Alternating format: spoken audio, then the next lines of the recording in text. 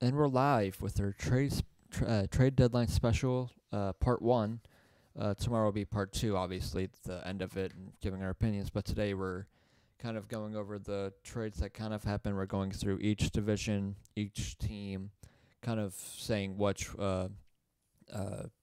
moves they can make, if they're a buyer, seller, um, if it's like Senators moving down towards the uh, draft lottery or whatever, and we'll just go from there. Obviously, we'll brush on the Stadium Series game that was last night. But yeah, so let's just get in. Yeah, so we might as well, since you did mention the Stadium Series game, what a game it was. Oh, my I gosh. missed it. I know, but I watched the game, and it was phenomenal from start to finish. It was a true Pittsburgh-Philadelphia game.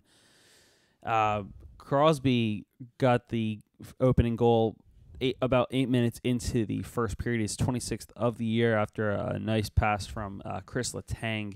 And Crosby went in on Brian Elliott, who got the start over Carter Hart, and Hart we can talk about a little bit too. Yeah. Hart is now listed is injured. He's technically week to week. Yeah. He'll miss at least five games, but he'll miss up to a week or so. Mm-hmm. We'll get into that a little bit more after the game recap. But Crosby made a nice forehand to backhand move, beating Elliott for a 1-0 lead, and then later in the first, after a nice pass by Jake Voracek up to Oscar Lindblom, Lindblom sent it back to Sean Couturier right around the blue line as he was entering the zone, and just let it rip on a nice shot, beating Murray. And the craziest part about the shot, it was a rolling puck when Couturier got it and managed to just take a nice one-timer and just fired it top corner. Things were pretty even, and then at one point in the game, actually referring into the first period, Wayne Simmonds, in what is most likely his last game as a Philadelphia Flyer, absolutely rocked Brian Dumoulin up against the boards. Dumoulin went down, and ensued, of course, a nice big scrum around Simmonds with four players going after him. Shane Gostisbehere in the mix with other players as well. Gostisbehere tackled Letang to the ground, and Simmonds got a 2-minute penalty for unsportsmanlike conduct. You know, Penguins fans are going to have the same reaction they Flyers fans did for Malkin. Yes, and Chris Letang got unsportsmanlike conduct against Wayne Simmonds, which was served by Patrick Hornquist. Turns out it was a 2-for-1 deal because both Letang and Dumoulin would be out for the remainder of the game. Dumoulin, no surprise there, was out with a concussion. Letang, I think they listed him as an upper body injury. Mm-hmm. I'm not sure, but it's most likely when Shane Gostisbehere, he kind of tackled Letang, and he just fell right on Chris Letang. So I'm assuming that's exactly what happened there. Just don't know what.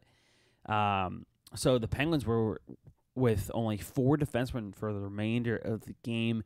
They took advantage of the Flyers' mishaps and their turnovers and not being able to clear the puck at all throughout the entire game. Is Justin Schultz, his first of the year, missing a majority of the season and just getting back on the swing of things recently, coming back from a broken leg that he suffered a long time ago. He's missed at least 40-some games.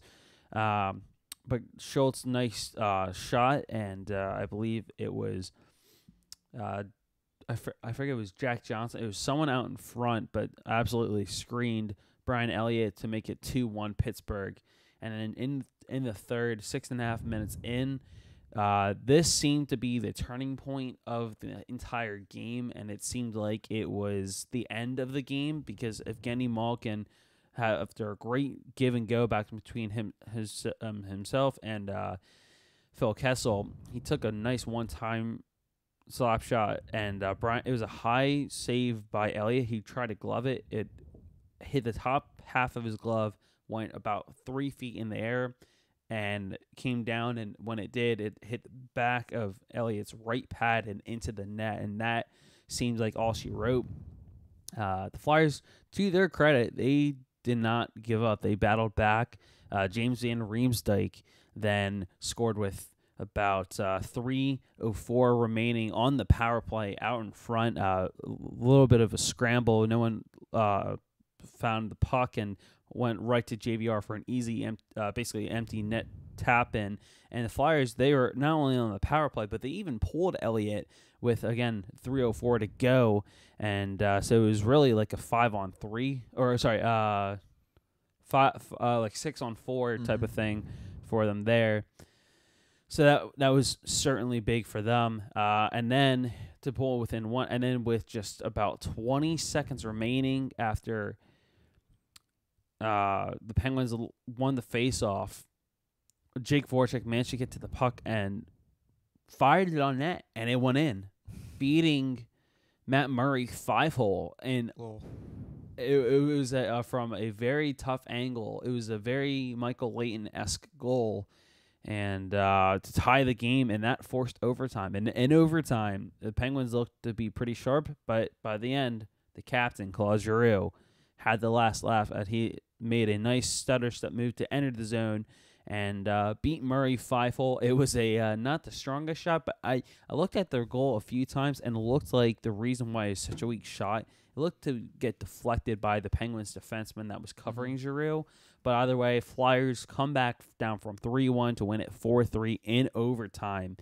And huge 2 points for the Flyers, and great to see them get a win in what is most likely Wayne Simmonds' last game. The Penguins outshot the Flyers 43-37. Flyers, they had the only power plays of the game. They were 1 for 2. Wow. Penguins had no power plays because all of the Flyers penalties, it was always 4. It would be 4-4.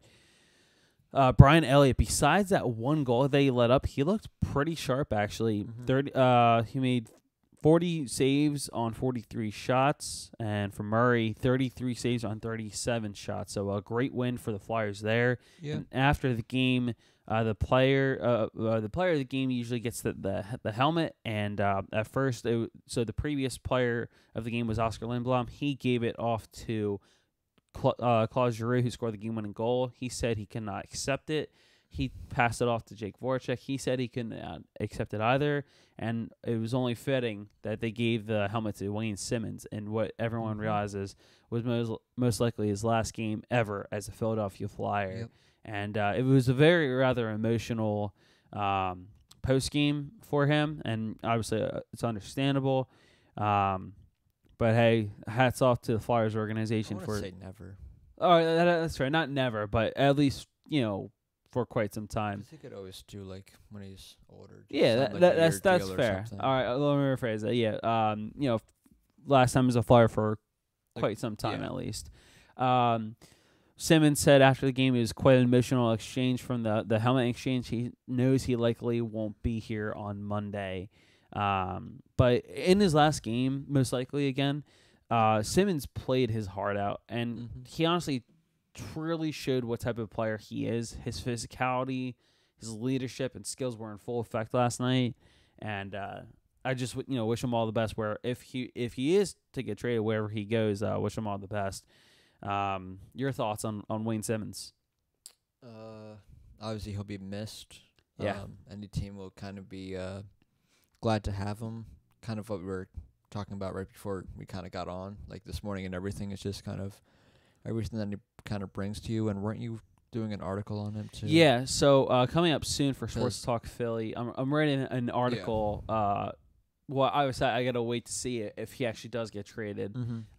If he does, but then I'll release and everything. But it's more so kind of like a timeline of everything, the major events that's happened in Wayne Simmonds' career as a Flyer since he got here back in 2011. The way I read it was you were doing like why Simmonds would be valuable on a trade deadline I gotcha. thing. I gotcha. But yeah, he's got a lot of value still. Oh, for sure. And especially if you have seen the value that some of these other players have been getting around the league. Sure. Simmonds' value. Duchesne mostly. But Duchesne mostly, yeah. But and we'll get into a lot of these trades momentarily. But a lot of these trades, it's crazy because I think Simmonds is going to get quite a lot in return, especially now because some teams are going to be desperate.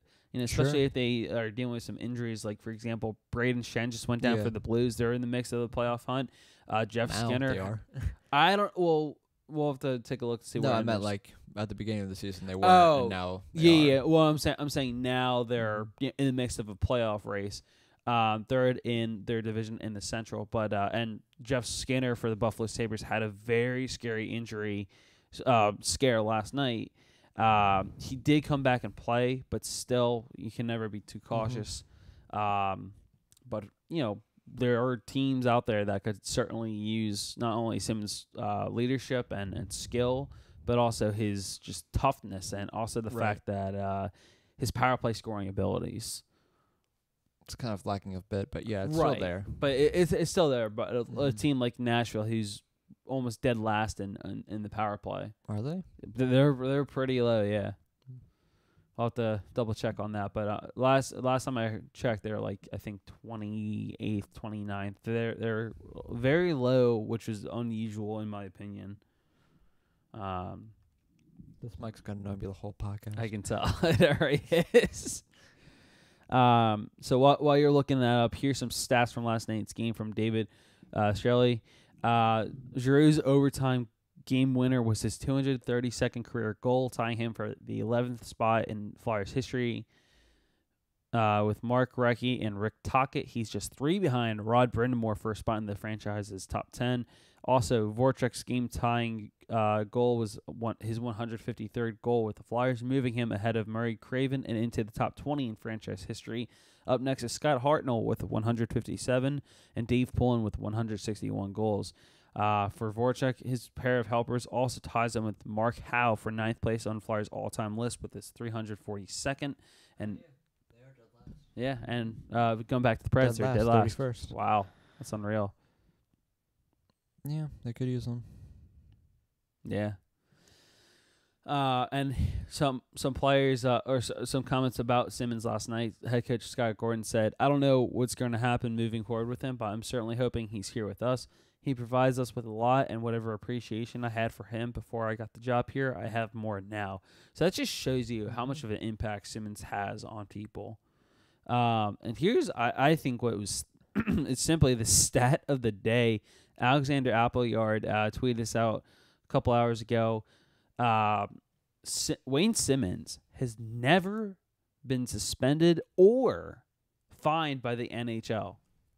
In 866 games, he has 1,154 penalty minutes, 272 minor penalties, 62 majors, 60 fights, 25 misconducts, 4 game misconducts, 2 match penalties, but yet no suspension or fine. Right. It's crazy. Right. Another thing is he's very rarely had a "what are you doing" kind of Wayne Simmonds thing. Right. Like I've noticed it maybe once or twice where that sometimes his anger kind of gets the best of him. Yes. But outside of that, he's a solid player all around that you could have. Oh, for sure. So, yeah. Any team that needs a good power forward who can score. Yep. Now I think it's a good time to get into the trades. Go into the trades. So starting off recently. For this we're just gonna go division by division, team by team. But obviously some teams are going to be a little more talked about than others. Yes. But I think we're going to first start out with the New York Islanders. We're going to kind of go top to bottom right now in the standings. Yes. So the Islanders first in the Metro still, which is surprising to most. Yeah. They so far have not made any trades during really at all this season. So no. But they seem pretty happy with what they have. Yeah, so, I agree. And so if you're looking add, at the team in general, yeah, your cap friendly wise or wherever you look at the teams, they're pretty set. I mean, no one would have thought this because they're all kind of older players. Not only that, but they don't have John Tavares, and the fact that no, they're and they went back well. to the fourth line. That's not a fourth line anymore. Of Matt Martin in them. Yeah.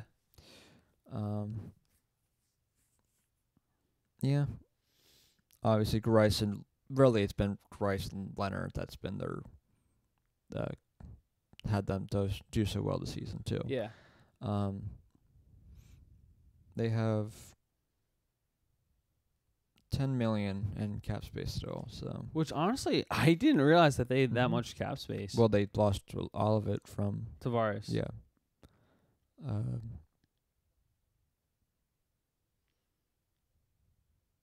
And they have more UFAs this upcoming season. Jordan Emberley being the biggest one. And Anders Lee. Brock Nelson.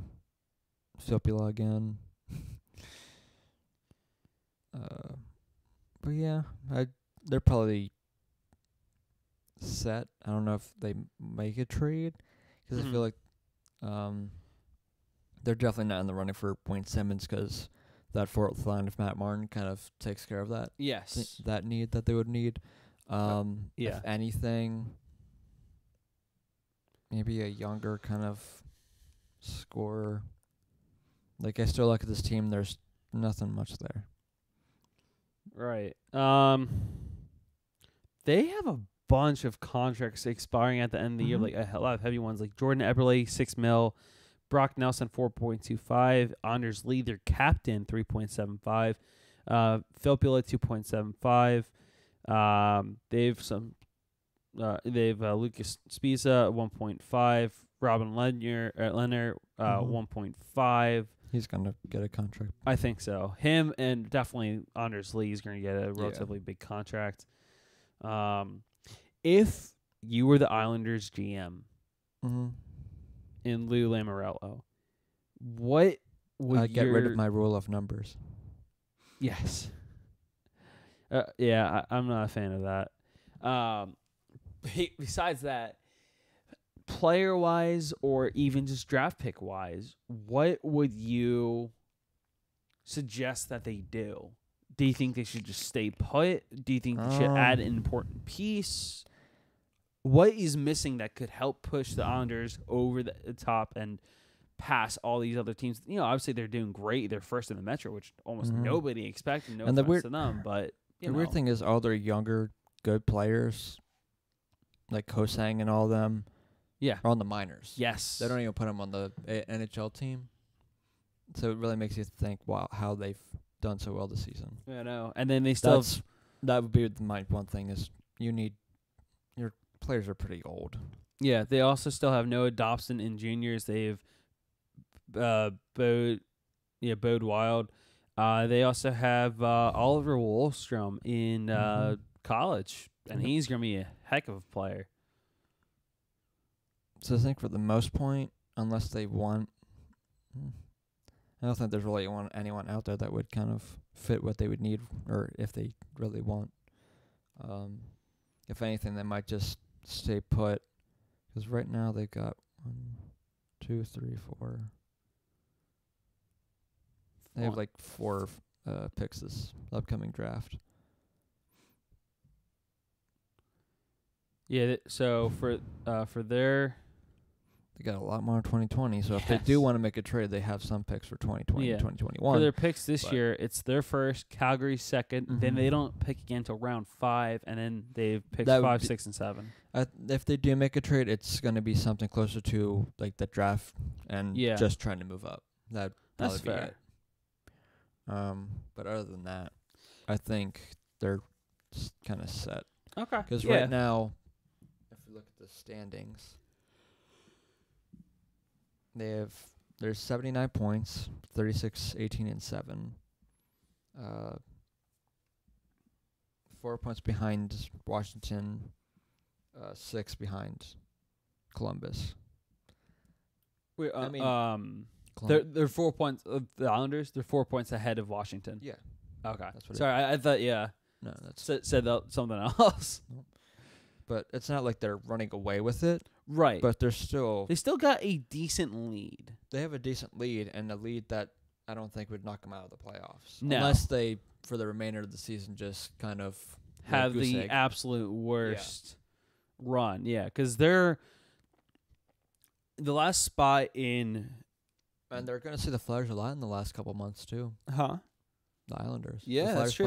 No, because remember, they played them like 4 times in March. Mm-hmm. So those are huge games for the Flyers. Yep. And the Islanders. Maybe that's what it is. Maybe the Islanders' schedule, because I don't know what their schedule is right now. Maybe it's been kind of easier, and now it's going to be the heavier harder teams. Yeah. Maybe they're playing the Penguins a little more, or the Caps or Lightning. I don't know. Yeah. Or were you looking at their schedule? Yeah, I have their schedule up right now. So this month they've played. So out of the tougher teams, they played Tampa Bay. They only lost 1-0 in a shootout. They lost to Boston 3-1. They lost to Colorado, Minnesota, Buffalo. They beat Columbus. They lost to Calgary. They beat Vancouver. They play Calgary on the 26th at home, and then the Leafs 2 days later. Their last game, they again shut out the Canucks 4-0. Coming up in March, they play the Caps, the Flyers. Not 4 times. 3 times they play the Flyers. Twice at home, and then once in Philly. Which home? Nassau Coliseum. And then they also play Detroit. They did play Detroit, but out of the tougher teams, they play Boston, Montreal, Winnipeg, Minnesota. You can kind of throw in there. Sure. Caps. They're right on the cusp of the playoffs. Buffalo. So yeah, they got a decent schedule. Then they close out the season. Toronto, at home against Toronto, and then they play Florida. And then they officially close out the regular season in Washington. That could be a big game. That could come down to the wire. Yeah, it really could. So that's certainly a big game for everyone. But that last couple of games are pretty tough for them. Yeah, because you're facing Toronto. So it's not the easiest, not the hardest. Right. It's somewhere in the middle. I think it's more so in the middle. But still, even what those hard teams are playing, I don't know if there's going to be a big fall for them where they would miss the playoffs somehow. But I think... Honestly, I'm just trying to figure out, if the Islanders would make any sort of move, because they have plenty of cap space to do something. It's just, what would they do, you know? Because a lot of these players, they're obviously running out of time, but there's players that are getting their names crossed off the board that would be good players for them to have, you know? So I don't think they're going to be making any moves. Probably not. But a team that has been making some moves, the Washington Capitals, that's their next team that we're covering right now. They acquired Carl Hagelin for a 2019 third-round pick and a conditional 2026 round pick from the LA Kings. They also placed Devontae Smith-Pelly on waivers. Yes, got Nick Jensen in fifth round from Detroit. For Madison Bowie and a 2022 round pick. Now, that trade I'm not a fan of personally. I think that's a big mistake letting Bowie go. Not only that, but you gave up a second-round pick. Yeah. I think that's a very hefty price that they paid there. And not only that, but they re-signed Jensen to a pretty big deal. A 4-year deal, $2.5 million per year. So that's a pretty lengthy contract for him there. 28-year-old right-handed defenseman as well. But I don't know that much about Jensen's game. I would prefer Bowie, but I guess they are thrilled with how Jensen is playing clearly. So we'll see how things play out for him there. True. But so honestly, Washington, they're pretty much done. I think it's safe to say, unless they move a player with a bigger cap hit, they're practically done because they have $69,448 in cap space. They don't have the Capitals don't have much cap space, so I don't know what they're going to do with Jensen after the season because then his contract takes us right $2.5 million, but I guess you do lose $1 million if Brooks Orpik if you finally don't re-sign him. I don't think they will. You obviously lose Hagelin's contract if you don't re-sign him. Right. Which is 1.875, almost 2.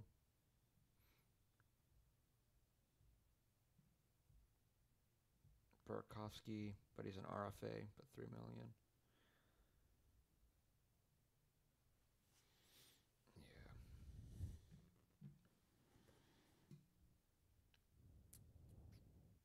They might even let Smith Pelly go too.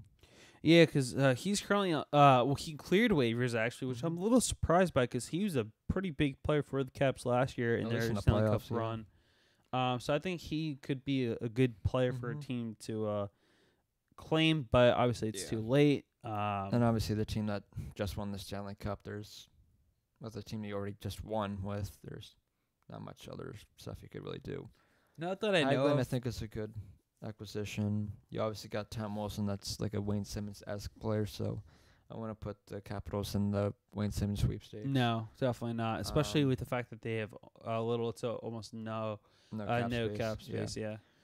That's kind of how they've always been at this point, is because of how much cap is tied to some of their better players, is signing guys to like small things. Yes.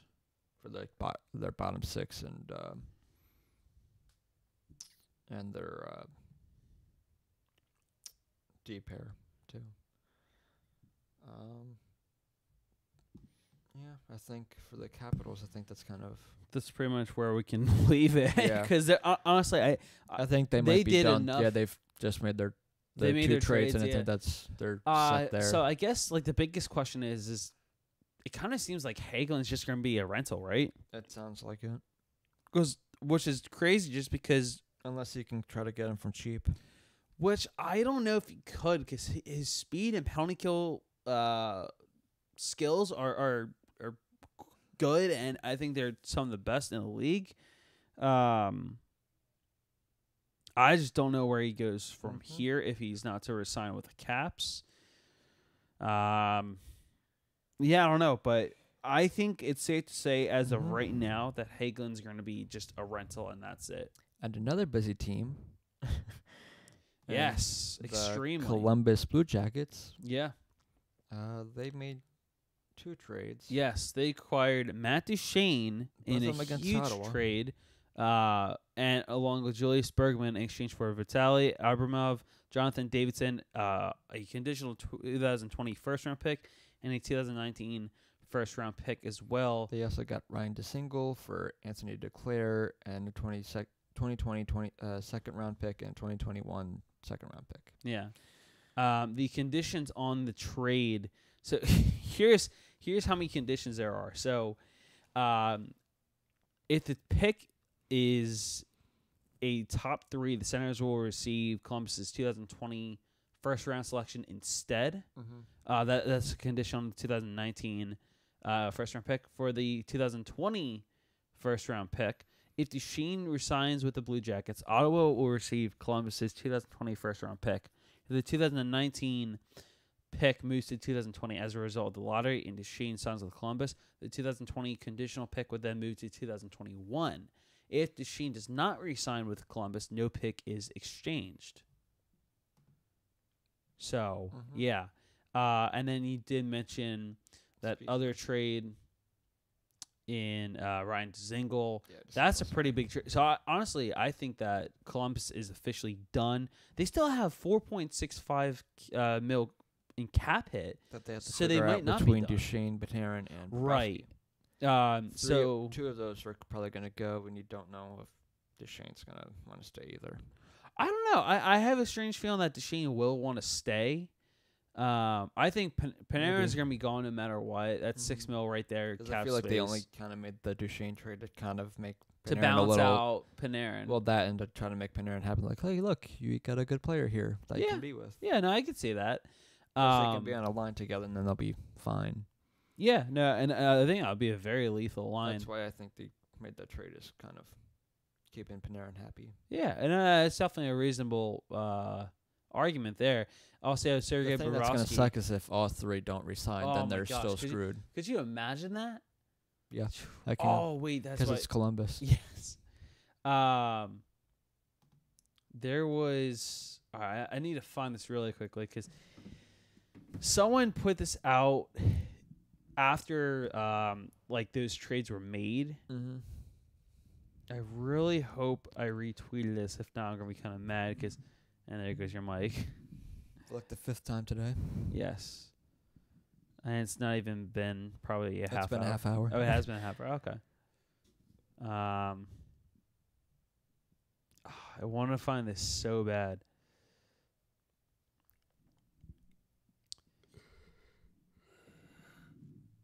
Darn it. They're at least losing Bobrovsky. That's one I don't Yes. think's coming back. Panarin, if this kind of makes him happy and at the end of the season, if they make the playoffs, Yeah. then maybe he sees this as a possible thing, but I don't know. I think the big question is going to be goaltending for them. Right. At least off-season wise. Mm-hmm. Right now they're going to stick with Bobrovsky, obviously. I mean, they have Korpisalo right now, but he's an RFA. He's only 24, so. Yeah. But so here's the crazy thing is so here's what Ottawa gave up last season to acquire Duchesne from Colorado. The rights to Shane Bauer, a first and a third-round pick, Andrew Heyman, and Kyle Turris. And now they traded him to Columbus. Mm-hmm. That's just crazy. But there's definitely... yeah. The condition on the third overall, or the first-round pick or whatever. Which one, 2019 or 2020? Because there's conditions on both of them. Right. What was the first one? 2019 again? That was... Let me bring it up here again. That was, if the pick is a top 3 pick, the Senators will receive the 2020 first-round selection for the Blue Jackets instead. That's clearly not going to happen. Yes. If Duchesne resigns with Blue Jackets, Ottawa will receive 2020 first-round pick. Mm-hmm. If the 2019 pick moves to the 2020 as a result of the lottery, and Duchesne signs with Columbus, the 2020 conditional pick would then move to 2021. If Matt Duchesne does not re-sign with Columbus, no pick is exchanged. Right. I know I was thinking it was like the Senators one before with Colorado. Right. Yeah, there's some crazy conditions there. Just because of how now it's going to be Colorado's pick where they are. Yeah. I guess that's the last thing I was thinking is like, if you lose all 3, you're going to want to try to get as great as draft spot as you want. Yeah, not only that, but you're going But to that's have a gonna be lot yeah. of fun with free agency. Yeah. Honestly, you could argue that Columbus is done, but at the same time, they still have just enough cap space to acquire maybe one more because they're going to lose Bobrovsky. I have no doubt in that, and that's $7.425 million right there. And I think you're going to probably lose Panarin as well. There's a chance he resigns just because he is Duchesne now to play with him. It depends on how the rest of the season goes. That too, and see if they make a decent playoff run. Or chemistry or whatever. Yeah, that as well. Ryan Dzingel has a $1.8 million cap hit. I don't know if he's going to be a rental or if he's going to be here long term. There's a lot to factor in. Yeah. So we got to wait and see. Mm-hmm. Columbus is going to be a big story in the offseason. Yes, I agree with that. The next team, Carolina. All right. So currently where they are, they have the second wildcard spot. They are tied in points with the Penguins, but they are ahead of them. They have one more win. They have one more win. They're 33-23-6. Penguins are 32-22 and 8. Mm-hmm. And they've one less loss as well. They're tied in points. Carolina, it was big because if it wasn't for that victory for Carolina yesterday, I think Pittsburgh would still be in that playoff spot, in that second wildcard spot.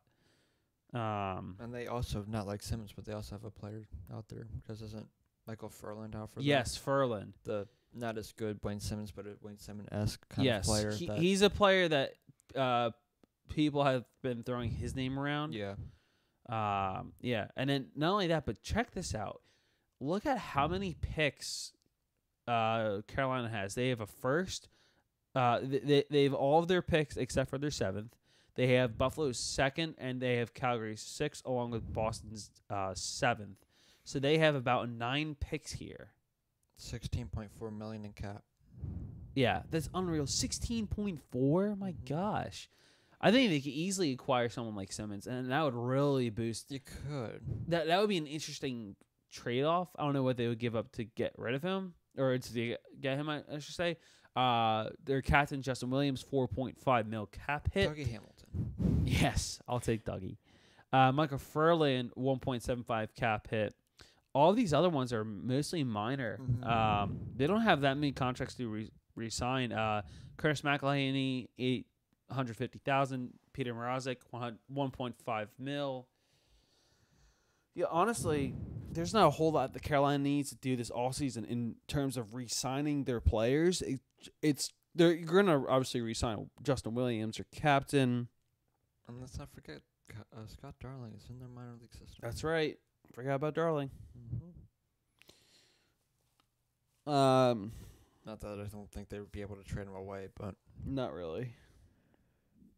Because they still got 3 years at 3.1, or each year over $3 million. It changes next year 3.08 from 313, but still over $3 million. Yeah.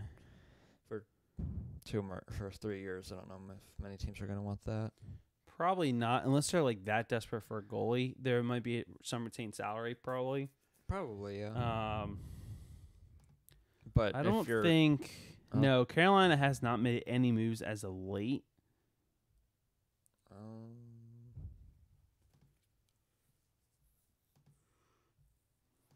No, they have not. Just the need a rider for Victor Rask in January. Yeah. According to a Flyers source, really quickly, I am signing with the Flyers. Yes, you are signing with the Flyers. Congrats, Mike. Flyers source confirms it's just for a one-day contract. Yes, but no big deal. Yeah. Confirms with John Shannon of Sportsnet that Wayne Simmonds has probably played his last game for the Flyers, likely, but not 100% decided yet. Yeah. Just had to throw that out there. Yep. What did I say about yippers? Yeesh. So Carolina, if you were to do anything, you have plenty of cap space. You have the draft. You have the picks. You have plenty of picks. What were you? If you were to do anything, what would it be? Because here's some of the top names out there. Could you acquire someone like Mark Stone? Simmons out there still, obviously. Kevin Hayes, only 26, 42 points, 5.1 cap hit. Stone would probably be a good pickup. Here's a big one. I think it's going to be a sneaky pickup for any team. Marcus Johansson. He only has 27 points in 48 games played, but he can, if he's on the right team and everything, he can be a very lethal player. Look how he was with the Capitals before he went to New Jersey. I think he's a very underrated player. He's 28, a little bit older, but I think he could be a very valuable asset. What do you think are some players that Carolina could possibly go after if they were to make a good run for the playoffs? I could see Stone. Yeah, I think Stone would be a good pick for a player for them. Still relatively young, and because Carolina is a very young team. They're obviously looking to try to trade something because if Michael Furlan's name is out there, they're trying to get something for him. Yes, he's 12th on TSN's top 50 trade bait list. So, yeah. I don't know that much about Furland and everything. But Furland, he is 26 in 52 games played, 33 points with 16 goals and 17 assists. Only a 1.75 cap hit, which is not that bad for anybody. If the team needs a depth player near the playoffs, that could be helpful. Yeah. Dougie Hamilton's name is on here as well at number 13. Of course it is. FYI. Because they trade everyone. Yes. No one is safe except for Stahl and Williams. And maybe Niederreiter. Well, we can get into Minnesota a little bit later. Because there are some, because you did mention Eric Stahl. Hmm? There is a chance that he could get traded. Yeah. He doesn't want to get traded. I was mentioning Jordan Stahl. Oh, I'm sorry. Because I'm we're thinking in Eric Carolina. Stahl. Yes. He used to be in Carolina. Yes. But he's not anymore. Yes. So that's for some odd reason I thought we were talking about Eric Stahl for a second. I was like, hold on, what? Yes, Jordan You Stahl. jumped 2 divisions. I did. I'm a little jumping. This is. I just need the trade deadline to happen already, Mike. I'm so excited for this. It honestly, it should be a national holiday. That's how excited I get for this thing. A national Canadian holiday. An American, please. No one in America cares that much. I do. Jeff does. Yes. Had to state that for the record. Mm-hmm. But majority of don't really. But it is, out of all the major sports, now that we bring it up, it is one of the more followed kind of trade deadlines. Yeah. Like, I've never hear anything about the NFL's kind of trade deadline ever. Or at least not much of it, as much as MLB's is just as crazy. But it really is just the MLB's and the NHL's you hear the most about, I would say. I think so. I think it's more because they have the minor league system and the draft picks. I mean, yeah, the minor league system's more, and draft picks are more for the NHL. Draft picks doesn't really matter much for baseball. But still. But back to the trades. Yes. Yeah, I think for the most part, if Dougie Hamilton's name is out there, then you would think that, because I think Hamilton possibly could get traded. I think Ferland's going to be gone. Yeah. If I really had to say one way or the other, I'd say Ferland be gone and Hamilton stays. And if Hamilton is traded, he'd be more of a off-season trade, I would feel. That's fair. Trade deadline. Because he still has 2 years left on his contract. Yeah. And it's $5.75 million, and he's only 25. Mm-hmm. So, yeah. Go to Pittsburgh now? Yeah. All right. $493,726. Yeah, another team that's been pretty busy. First round pick. Buffalo's 4th, they're 5th, and Vegas is 7th. So they only have 4 picks in 7 rounds, with 2 of them being their own. Yeah. And they're gonna need to re-sign Zach Aston Reese to a pretty decent deal. Gensel is. Do you see their cap hit though? Yes. That's why it's gonna be tough. Again, I don't know how they're able to afford all of these players. It's unbelievable. And the trades they've made in the coming up to now is Blake Siebenoller for conditional 7th round pick back in early February. And I thought they made another one recently. Bukestad and Jared Bukestad, that's the one I'm thinking of. For Derek Brassard, Riley Shahan's 2019 2nd round pick, 4th round pick in 2019, or 2 4th round picks in 2019 as well. They also got 4th round for Jamie Alexiak. Yeah. Also, Plandisi for Grant. They're pretty busy around December, early February, or January, early February. Not so much lately, but they're a team that always is busy around the trade deadline. It's not going to be a big trade for them. It's always like a minor thing that works out well for them. Right. Because they always go after depth players. Yeah. Because they got Tanner Pearson earlier in the year. That's what is their weakness, is their depth players. Yeah, no, I agree. Obviously, top 6, it doesn't matter because Crosby, Malkin, Kessel, Hornquist. When you already have Crosby. That's already 3 out of the 4 right there is already a line. You have Gensel up there. That's 5 players. I would actually kind of, maybe put Crosby with people that aren't 4th line worthy, or who I believe are 4th line worthy, as in AKA Hornquist and Gensel. I mean Crosby's good enough to kind of make their stats go up and everything, but still, obviously the second line is great with Malkin and Kessel. Yeah, but that's bottom 6 that they need in defense, obviously. Yes. If Dougie Hamilton's name is out, no, maybe not. Because remember, if a team like Pittsburgh goes after Hamilton, that's a 5.75. Yeah, I was gonna say that, but then it's cap hit and everything. But they would have to give up someone with a pretty big contract, maybe a Justin Schultz. That's what I was gonna say, Schultz, because it's a pretty even contract. Yeah, you just have Carolina would probably have to eat some of the contract of Dougie Hamilton, but that could work. That could be something. Honestly, if because Hamilton's 5.75 and Schultz 5.5, if Carolina realistically were to eat like just same amount to even up the two contracts to like 0.25 of it, then that could work. What are defensemen are out there on the trade bait? Trade bait. You have Adam McQuaid for the Rangers.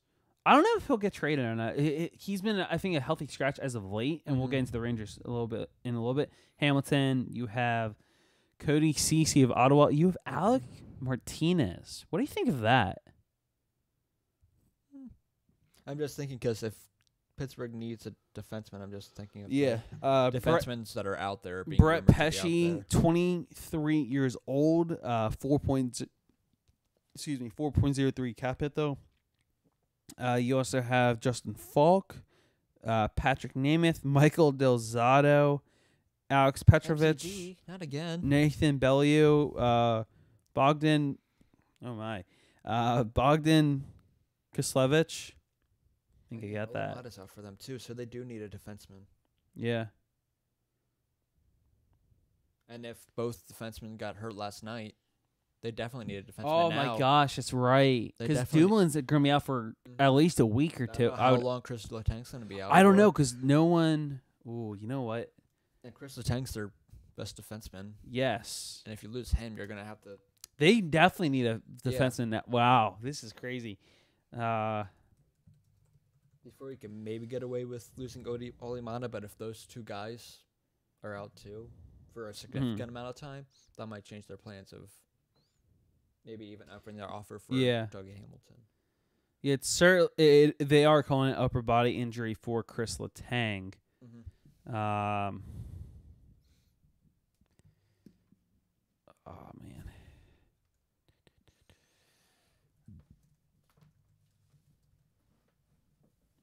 So I'm trying to figure out more. Because they already got their depth guys from the trades they made earlier. Because right now, if they really want to try to... Their weaknesses right now would be their back end of the defense. And right now, the defense being hurt. Yeah. Because even with all those guys out, your top pair was going to be Justin Schultz, who just came back, and Jack Johnson. Yeah.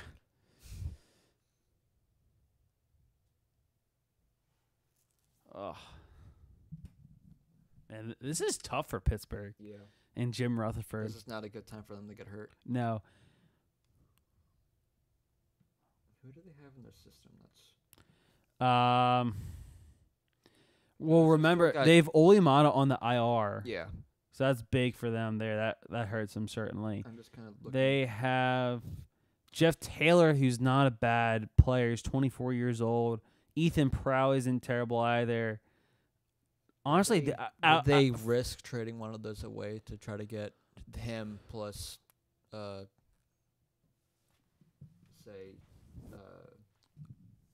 Schultz for? Are you saying one of the younger defensemen? Yeah, I'm think just trying to think of what they would be they'd be willing to give up because I don't think they really have much problem trading away some of their prospects.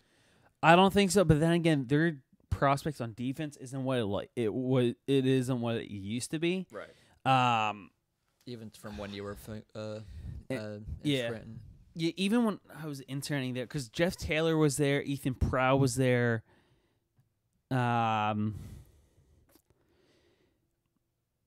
Yeah, honestly, they already traded some of their better prospects because they had. Well, he wasn't defense. Oscar Sundqvist, he was there. Yeah. They traded him. There was Derek Pouliot. He was one of my favorite players to watch when I was in Wilkes-Barre Scranton. They traded them to Vancouver. Right. And I thought that was a bad move. So they're kind of in trouble when it comes to defense. But I think... What are their picks like for next year? for next year, much better than this year's. They don't have many picks to deal with this year. No, that's what I'm saying. Unless they literally have 4 picks this year. Unless they have a first, because their first round pick's not going to be that great of a. Probably not. They have a first round pick, and then they don't get a pick again until the 4th round. Do you risk trading that first round pick? You might have to. If not this year, definitely next year. Because you already only have 4 picks, right? Some of those came just from trades recently. Yeah. You have for next year, Pittsburgh has their first, their third, fourth, fifth, sixth, and seventh. So the only pick they're missing is their second round pick. And in 2021, they have all of their picks. So in this case, you might have to give up give up their third round again, like a first and third. Yeah, or something like that. But again, they need to include a contract with a hefty contract. Because look at all these contracts, though. Want a lot in return would be Dougie Hamilton. Yeah. But look at all these contracts, though. Malkin, 9.5. Crosby, 8.7. Kessel, 6.8. Obviously, we're going to get Hornquist, 5.3. Bugstad, 4.1. Pearson, 3.75. Rust, 3.5. Letang, 7.5. Schultz, 5.5. Dumoulin, 4.1. Johnson, 3.25. Murray, 3.75. When he comes back, Olimata, 4.08. Or got lower because of the Bugstad and Pearson. Yeah. So here's my thing. Pittsburgh, they're in a very similar situation with what Chicago was a couple years ago, where they had all these great teams and all these great players and contracts, but the contracts is what's causing them to go and run themselves into the ground. I guess you could also say the same thing with the Capitals, too. And that, too, because the Capitals have even less cap space than the Penguins do. They right do. Now. The Caps, or the Penguins are close to 500,000. Yeah, and Caps are like 64,000. But for the Penguins and Blackhawks, like there's similarities, because after even that first cup in 2010 for Chicago, they blew up more than half the team. Like Bufflin was no one really thinks that Bufflin was on Chicago. Yeah, I know, because everyone thinks of him being at Atlanta / Winnipeg. Yeah. But yeah, so Bufflin was gone. You had Niemi, the hero for Versteeg. Yeah, Versteeg was gone. He went to Philly. And then he came back. Then he Then he was gone again. And they came back. And then gone again. But my point is I think where I'm getting at is this team's gonna have to get blown up eventually. Panarin. Yeah, Panarin. Just so they can get what's his face back. Saad. Yeah. Yeah. So they just had to get rid of what's his face. Hossa. Yes. Yeah. So sooner rather than later, they're going to be forced to get rid of a player with one of these bigger contracts, like a Hornquist, which is why they got rid of Connor Sheary. Yeah. But that was only to get Jack Johnson. Right. Unless they keep doing that kind of thing. I don't know how that's going to work for them, though. I don't know either. Because literally all these, 4 of these contracts, all right, almost 30 mil. Even the contracts that end. Ready for this? All right. Actually, sorry, go ahead. Finish the contracts that end at the end of this season aren't much at all. None of them go over $1 million. At least the ones that I'm seeing. Wow. Yep. I'm doing some quick math here while you're doing that. The only one close is Adam Johnson, I think. All right, ready for this? That's just $925,000. And Aston Reese would. Yeah, if you want to re-sign Aston Reese, you're gonna have to get rid of one of these contracts. Yeah. Whether you get rid of Pearson or Bukestad that you just got, you might have to. So right for this, between Evgeny Malkin, Sidney Crosby, Phil Kessel, and Patrick Hornquist, their contracts through. Because it's Malkin 9.5 mil, Crosby 8.7, Kessel 6.8, and Hornquist 5.3. Their contract totals up to 30.3 mil, and that's just for 30 1 year. of their 47,000. Yeah, and 47 million. That's just for 1 year. That's just their forwards. That's more. That's more than they have in their defense. 22.5 million. Yeah. Like, that's unbelievable. And that's just for 1 year. So it's $30.3 mil. It's cost on $33.3 mil until 2021, 2022. I don't know what they're gonna do because in 2 years, I think they're in trouble. They might be because in 2 years they're gonna have to. Matt Murray is an RFA in 2 years. Oof. Schultz, if you want to keep him, or you just say goodbye.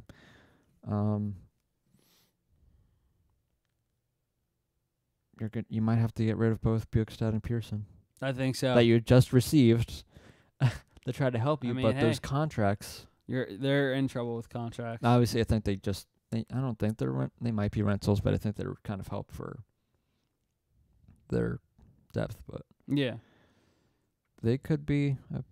They might not be done yet. Obviously, it depends on what the injuries to their defensemen are from last night, but that's not good. Yeah. So Pittsburgh. It's great for if you don't like the Penguins, but if you're a Penguins fan, that kind of sucks. Then you're in real trouble there. Because you did good at trading away Carl Hagelin, not having to deal with his contract anymore, which was only a little bit over $1 million. Yeah. All right. Well, I think we can. We beat the horse there pretty good. Move on to the Flyers. Obviously, the biggest trade. The better, as most people say, the better team in Pennsylvania. Yes. The biggest trade piece is Wayne Simmonds, who most likely played his last game in Philadelphia. 3.975 cap hit, 30 years old. The Flyers, they have a boatload of picks this year. They have all 7 of their picks, plus a 3rd-round pick from New Jersey, a 6th-round pick from Arizona, and 7th from Montreal. And So that's Fletcher's 10 already picks gone right out and there. said they're gonna be busy for now until next season. And their latest trade was back February 16th. They traded Cam Talbot. They got Cam Talbot, I should say, in exchange for Anthony Solars 1-for-1. And a couple days or a week or two before that, they acquired David Schlemko and Byron Freese for Dale Weiss and Christian Folin. So if you're the Flyers, and then little minor ones of Justin Bailey for Taylor Lear. And Jordan Wheel. Jordan Wheel for a conditional 6th-round pick in 2019. Yes. Also Graves, yeah. But for the Flyers, they have $7.936 million in cap space. And their biggest contracts, Simmons' contract is most likely going to be gone. Raffle, I think you could argue he's going to be a trade bait factor. I know people don't think so now because Goodis' suspension, but I still think he's another one. I think he is as well. There's rumors of Shane Gostisbehere being trade bait. I don't think Ghost is going to be traded. He'd be another one. Here's another one where I think it'd be a off-season trade. Yes, it's possible Goodis gets traded. I highly doubt it, but it's possible. Other than the suspension he got, which I'm okay with. Yeah. He's actually been the Flyers' best defenseman, I think, this year. Yeah, I think you can arguably, if not one of the best. Yeah. You could probably make an argument that he has been. Yeah, for sure. Even when Provorov was struggling at the beginning, because now Provorov's starting to be the Provorov he was before, but at the beginning of the season he wasn't. Yeah. So, for the longest time, Goodis was, and he was 3rd pair. Right. But for the Flyers, after last night's big victory in the Stadium Series game against the Penguins, they are 7 points out of a playoff spot, that second wildcard spot, and even 8 out of the first wildcard spot. Wasn't the outdoor game the second game of the suspension for Goodis? Yes. So Goodis will be back. That receives Goodis does not have to deal with the suspension. Yes. So Goodis will be back in the game against Buffalo also, if that's Tuesday. Worrisome for a team, he's definitely not what he used to be. No. At least suspension-wise. I know he has the league, record or whatever. Not record, but, he has a... Yeah. I feel like there's a way to check this on Cap Friendly. What? I could be wrong, but because isn't there a way to check? Okay, maybe not. I thought there was a way to check his suspension history and everything. I guess not. But no, I think he's a strong player for the Flyers. He's a strong player. He's defensively. He's not afraid to use his body. He uses it smartly now instead of just going straight for him. He doesn't just go for the hit either. He is smarter than that. He's a good penalty killer too. Him and Provorov have been one of the few that have actually done well on the PK.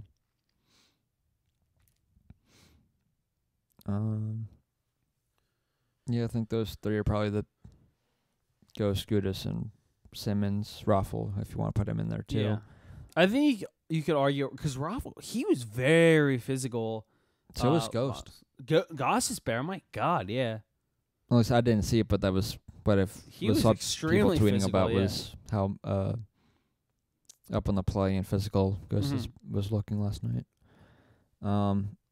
Another kind of Flyers news is that something you've mentioned before. You might have mentioned it on the podcast we were recording or before we got off, but Sam Morin. Yes. According to Tony Androkidis, who writes for Inside AHL, actually a couple things about just the Flyers in general, but the biggest one really, let me go back and find this.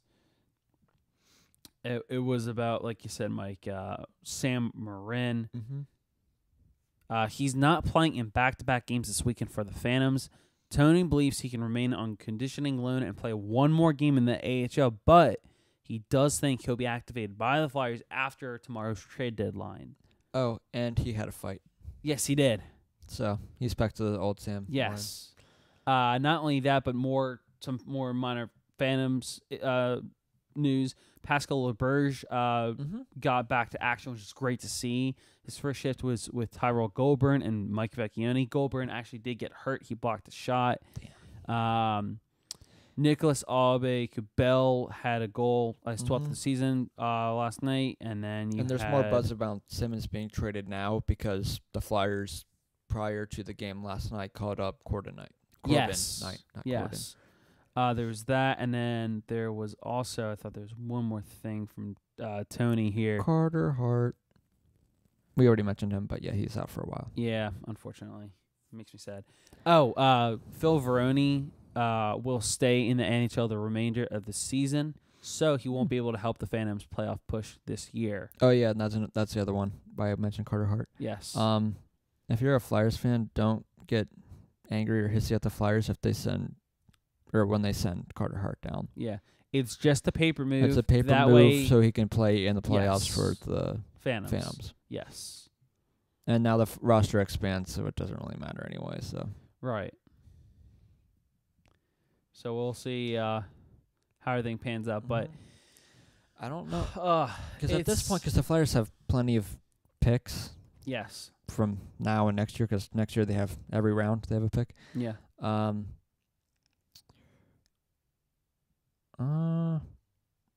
They might just want prospects and a young talent. Yeah. They don't need. They might get rid of one of the picks that they have, but I think they're gonna want to a young prospect, because there was something you showed me. I guess we can kind of get to this when we get to Tampa Bay too. Right. But yes, I know what you're talking about. Yes. For a young player. I don't know, because it's from Eklund from Hockey Buzz, and I don't know how accurate that is. Yeah, I don't know how accurate that is either. It's still an interesting concept. Yeah. I like it. We can get we can kind of mix both of them in here. Yeah. The podcast is already over an hour long. You can kind of start combining teams. Yeah, no, we can do that. So, because it's, again, because right now I think we can just kind of focus on Simmonds and kind of the teams that might be, or kind of the bigger name trade baits that are out there that teams would be. Yeah. So Tampa Bay, they've been really talking with the Flyers, and I mean really talking.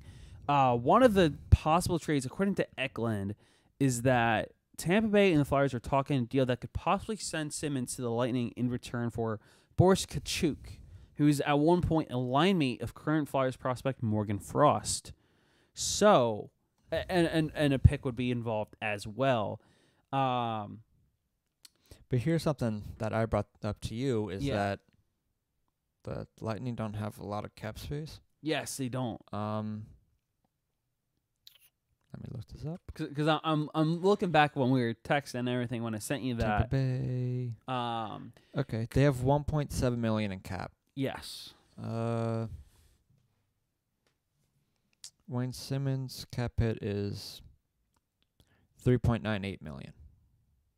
That's just for this year. Yes. The Flyers would obviously have to eat some of that, but I hope it's not one of those things where like a player like Ryan Callahan or something has to come back because of. Here's a thought I had that a good friend of mine brought up to me. But even they don't need Simmonds either. Let's just put that out there too. Yeah, you don't need Simmonds. They have 98 points. You have 98 points, and you don't need Simmonds. Kucherov has already 100 points. But here's my biggest thing. This is an interesting one. The only reason why they want Simmonds is for the playoffs. Yes, that kind of thing of they don't want to get pushed around by Tom Wilson if they have to play him again. My thing is, the Flyers. How would you feel about a trade like this? Simmonds. I don't know what the deal would be, but in exchange for someone like Alex Killorn, because he brings back that physicality. 4.45. 4.45, which is 4.45 mil, which is less than Callahan's 5.8 mil. But 3 more years than Callahan. It's through 2022, 2023. Mm-hmm. I don't know how you feel about something like that. It's an intriguing thought. Yeah. I don't know if that would happen or not. I'm curious by it, you know? Yeah. And I highly doubt that the... Because if you look at the Lightning's roster all throughout, the only thing they're missing is, I guess you could say, a Simmons-type player.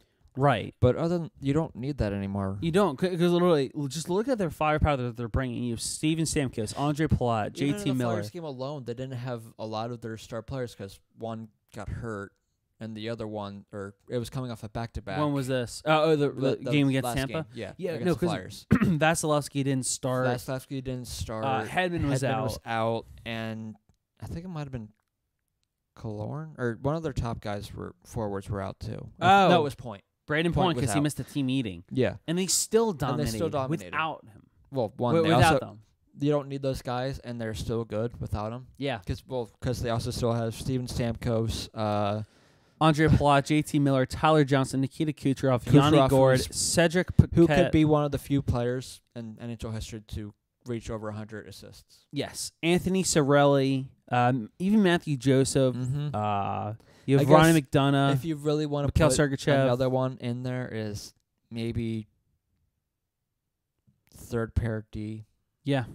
But even then, playoff-wise, third pair D-men don't get that much ice time. No.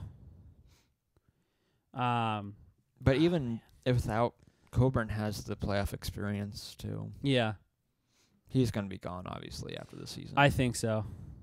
I don't know about Strawman or Girardi. I don't know. It's definitely an interesting one. They might both because they need some cap. Right. What's her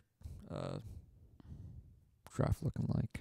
For Tampa? Yeah, they have a first, pretty good. Third, fourth, sixth, and 2 seventh. Remember, they have a conditional first-round pick. Yeah, right. The condition is the New York Rangers upgrade to a 2019 first-round pick if Tampa wins a cup this year. It's going to be close.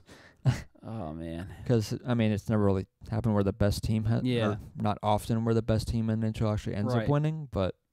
I'll put it this... Yeah. I'll put it this way in that there's very few teams out there that can compete talent-wise to Tampa Bay.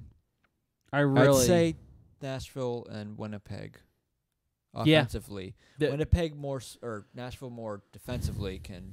jump against them. But Winnipeg, as of late, Patrick Laine has been struggling big time. He did score 2 goals yesterday, which is getting him off like a 15-goalless game streak, which is big for him, especially around this time of the year. But still, it's not good to see. But, oh, man. Even if they're in their own division with Toronto and Boston, Boston really right now is a line. Yeah, same thing with Colorado. Yeah, They both need some help. They They've do. both been Boston rumored did in the get Senate. Charlie Coyle. Sure. That was a pretty big trade for them there in exchange for Ryan Donato and a 5th-round pick in 2019.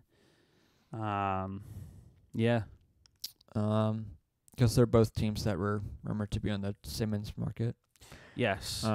They've had scouts at multiple Flyers games. All right. Well, going back to Flyers really quickly. Is there anyone that tweets out scouts that go to Phantoms games? Not really. Because that's the one thing I would be kind of interested in is yes. if there's been any obviously there's scouts probably at that game at Phantoms games, but I wonder if there's going to be some at tonight's game. According to by the way, according to Andy Strickland, rinkside reporter for St. Louis Blues, I don't know why. Cause this kind of isn't making sense, but Bryce Harper signed for the Phillies. Haha, I wish. Speculation of Rasmus Ristolainen to Tampa Bay won't seem to go away. He tweeted out not too long ago. I don't want to trade away Ristolainen.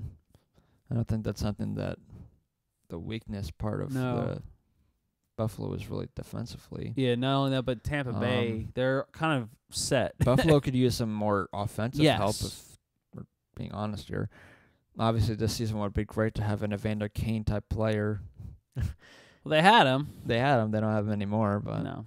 It would have been great for when they're actually good, but I don't think he really enjoyed that time much. Really, there. No. But I think that for the Flyers, they're obviously going to be sellers now at this point. They might be buyer/seller. Yeah, you could argue. It's just so if whatever you give up Simmonds for, what would you want to get in return? Would you want to get a piece now, or would you want to get picks and a prospect? Well, if you're talking about the Flyers' heads, as in the people that fired Hextall and are overseeing some of the things Chuck Fletcher wants to do, they want a guy for now. Yeah, and that's definitely fair to say. So I'll put it this way. That's why they want him to spend the money to bring in big free agent, because they want people to be back in the seats. On the trade bait list, who could you see the Flyers going after? Could you see them going after someone like Mark Stone? Yeah. I think Mark Stone's name has been linked to Philly for a couple years now. What about they have? I know Jason Zucker's name has been linked to Philly. Obviously, they don't have to worry about goaltending anymore because they just got Talbot. Eli Tolvanen, I would love to have him in Philadelphia. There's been rumors of apparently a Simmons-Tolvanen some sort of deal. Now, in that case, would it be more of a one-for-one deal, or would it be Simmonds and a pick or a prospect for Tolvanen, or Simmonds for Tolvanen and a pick or prospect from Nashville? There's so many different things. There are. But because the Flyers are going to want a similar thing that the Senators got from for Duchesne. Duchesne, yes. Especially now that that trade was actually made. And I think the Flyers, what they're going to do is kind of what MLB free agents do. They're going to wait until last minute, as in tomorrow. Yeah. I don't think there's going to be a trade tonight. But I think right by the deadline or whatever, they're going to wait and see all their options. Yeah, that's fair. Or if a team like Buffalo, because I don't know what the situation with Skinner is, I don't know. Or if they're worried if that would get worse, if they want to bring in a Simmonds player or someone to help in case. Right. I think that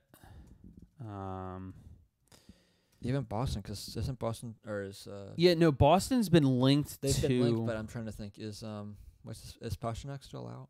Yes, he should be. Yeah, because that changed their kind of trade thinking. In a way, because he should be back soon. Because I remember looking on the timeline. By the time that he's coming back, it should be right around this time. Yeah. Because for Boston, they've been linked to Simmonds. They made a trade at one. Yeah, they got Charlie Coyle. Yeah. Yeah, but man, this is tough. Yeah, I don't know. There's a lot to go in factor for several teams. Mm-hmm. I am, because there is one team that I am kind of surprised. Not really surprised, but interested in seeing them kind of making so many moves. What's that? Edmonton. Yeah. And now I kind of expect them to make more moves. Yeah, so do I. Especially if they really want to, if the speculation is true and RV is leaving. Well, because apparently RV, he's going to be like have season-ending surgery or something like that.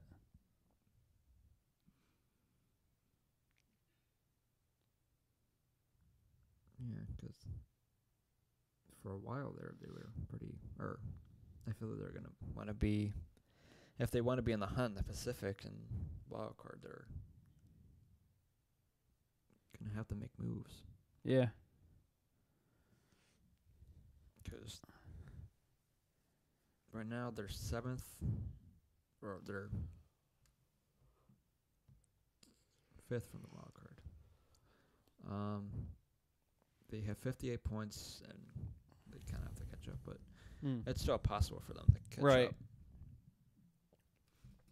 Arizona's still right there. Also, just throwing it out there, Mats Zuccarello got traded yesterday from the New York Rangers to the Dallas Stars. That's one I thought that was Dallas is another team that's been pretty. Yes, for a 2019 conditional second-round pick and 2020 conditional third-round pick. Also, they acquired Ben Lovejoy from the New Jersey Devils in exchange for Connor Carrick in 2019 third-round pick. They're always another team that always wants, or at the trade deadline, are trying to be around there just because they want someone to help them now. Right. My thing is that their owner thinks, Sagan and Ben are not good. Yeah. Let me put it this way though. The fact that all these players are getting these kind of returns. That would make you laugh, though. Sorry to cut you off, good. though. If the Stars were to somehow win the Stanley Cup. And it was all because of Sagan and Ben. I would love that. It's like, how much do we suck now? Oh, Stanley Cup ring and Conn Smythe. What do you know? And then what does the owner then say when they're at the parade or whatever? It's like, yeah. Yeah, it's like, that was my my evil twin brother. Yeah. But as you were saying. Yeah. The fact that these players are getting these type of returns, I can't imagine the return Wayne Simmonds is going to get. It depends, because I thought Zuccarello would get more than just a second and third. Right. Conditional picks. Yeah, exactly. I thought. Then you look at Duchesne. I know they're not really the same player, but I still thought Zuccarello had a little more value. Yeah. Like, he's still fast and everything, and still has some skill. So look at the return Brian Boyle got. No offense to Boyle. You got a second-round pick out of him. And he's already it's not even a conditional made pick. His presence felt, too. He had he had 2 goals so far. He was another... that might... I don't know if the Boyle trade might kind of knock Nashville out of the Simmonds... I don't know. They're both pretty similar in the way they are.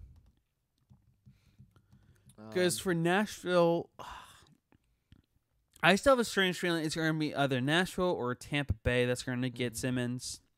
Nashville is 6.24 million cap space. Yeah. I have a feeling it's going to be like a surprise team like Winnipeg or Calgary. Calgary would be an interesting one. What about actually, I do want to talk about Calgary. They only have 1.24 million cap space.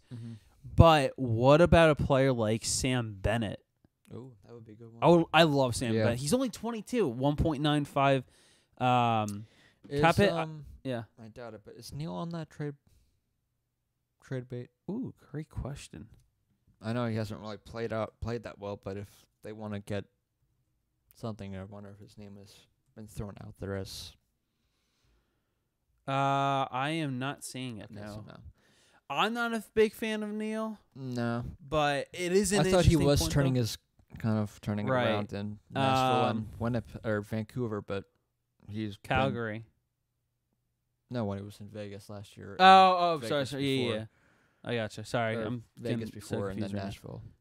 Now he's not really doing what Calgary was hoping, but it hasn't really affected them because. Besides Sam Bennett, there's no way the Flames would ever do this, but a Simmonds for Matthew Tkachuk type of deal.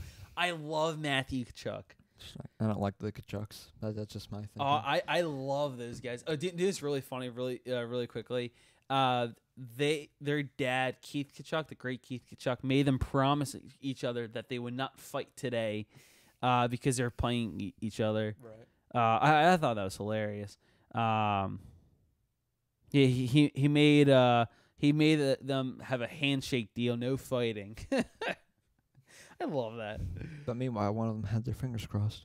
Yeah, right. Knowing any of the Kachucks, it would be Matthew Kachuk. Yeah. He'll be like, yeah, okay, Dad. Johnny Hockey's coming to Philly. Oh, please. I would do. I would be Simmons, and what, second round pick for Johnny Hockey? Or is that not fair enough? A second, probably more of a ghost kind of. Kill me. Gosh, just imagine though, Johnny Hockey to Philly. Then we might as well get Mike Trout to Philly, right? Yeah. Woohoo! San Jose's really come up too.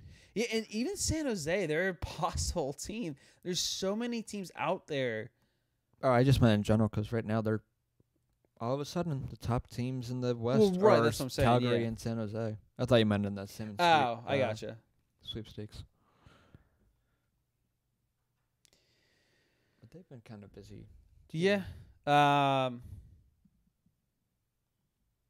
They gave up Vincent Propland to the Panthers for future considerations. I'm curious to see what that is. Probably not a whole lot. Yeah. Yeah, not much. Yeah, not much. But I'm just excited to see what else what happens. Yeah. Yeah. Obviously, we'll be back on tomorrow for part 2 of our trade deadline special. Yeah. More giving our opinions on the trades themselves and if they're real winners and losers. And then not only that, but yeah, we're gonna be on. So the trade deadline ends at 3:00, but remember there can still be trades as long as the trade's submitted by 3:00. By 3:00. Trades can still roll in a couple minutes after. Mm-hmm. So we'll realistically be on definitely before 3:00 for sure. Mm-hmm. And then we will also continue. That way we can, like Mike said, review any trades and also kind of catch any trades that might happen late in the process, which I think is definitely going to happen, especially in this deadline tomorrow. I can't wait. I'm so excited for it. And we'll probably talk about Simmonds some more. Yeah. If we're being honest, we will. But until then, look forward to that. See ya.